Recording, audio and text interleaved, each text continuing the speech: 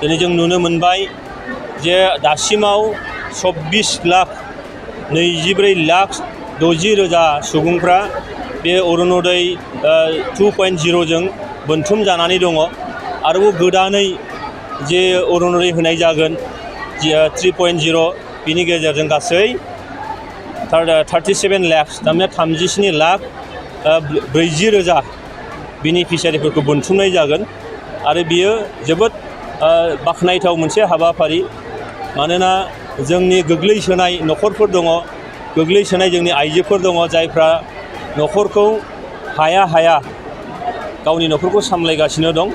बेजों निस्सय बे आसनि होनानै आरोबाव जायफोर दुखिया न'खरफोर दं, गोरिब न'खरफोर दङ, गैजारोङिफोर दं, बिथां आइजोमोनहा न'खरखौ मोजाङैनो बेंनो हागोन होननानै आङो फोथायो। सरकारनि बिथोन बादियै दिनैहाय चिरां जिल्ला डिस्ट्रिक्ट एडमिनिस्ट्रेसननि बानजायनायाव काजलगावआव 3.0 अरुणोदय आसनि बेखौ मुख्यमन्त्रि एबा गिबि मन्त्रि डक्टर हिमन्त बिश्व शर्माया गुवाहाटीनिफ्राय सारा आसामाव लन्च खालामदों। दिनै बे हाबाफारियाव थानो मोननानै आं जोबोद गोजोननाय मोनदों। मानोना जे अरुणोदय आसनि बे आसनिया दिनैनिसिमाव वमेन एम्पावारमेन्ट जिफोर स्किम दङ, दिनैसिम जिफोर लन्च जाबाय, बेनिख्रुइ गेदेरसिन नैबे अरुणोदय आसनि लन्च खालामनाया जों बुंनांगोन। मानोना बिनि सिगां बेबायदि एफाबां बुरजा मानसिखौ बोनथुमनानै बेबायदि आइजो जौगाखांनायनि हाबाफारि बा आसनिफोर मालाबाबो लानाय जायाखैमोन। दिनै जों नुनो मोनबाय जे दासिमाव 24,24,60,000 सुबुंफ्रा बे अरुणोदय 2.0 जों बोनथुम जानानै दङ। आरोबाव गोदानै जे अरुणोदय होनाय जागोन 3.0 बिनि गेजेरजों गासै 37 लाख थारमाने 37,40,000 बेनिफिसियारिफोरखौ बोनथुमनाय जागोन। आरो बियो जोबोद बाख्नायथाव मोनसे हाबाफारि। मानोना जोंनि गोग्लैसोनाय न'खरफोर दङ, गोग्लैसोनाय जोंनि आइजोफोर दङ, जायफ्रा न'खरखौ हाया गावनि न'खरखौ सामलायगासिनो दं।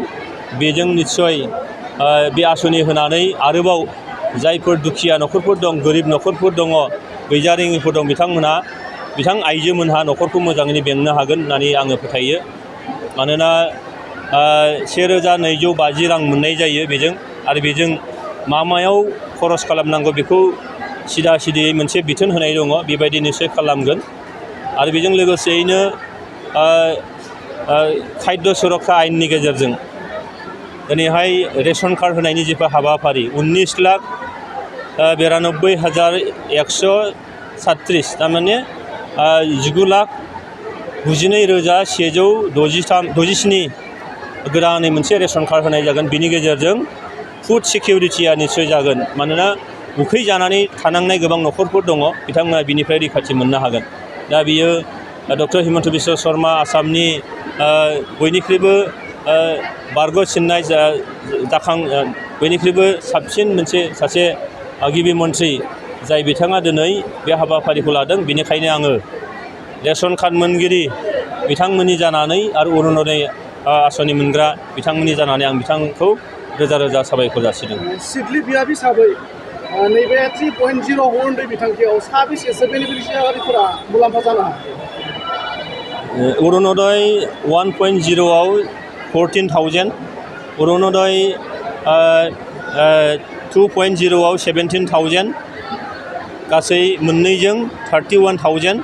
आरोबाव जुदि दा 10,000 खरि जुदि जों मोनबावनो हायोब्ला अब्लाना 41,000 बे समस्थिनिफ्राय मोननो हागोन।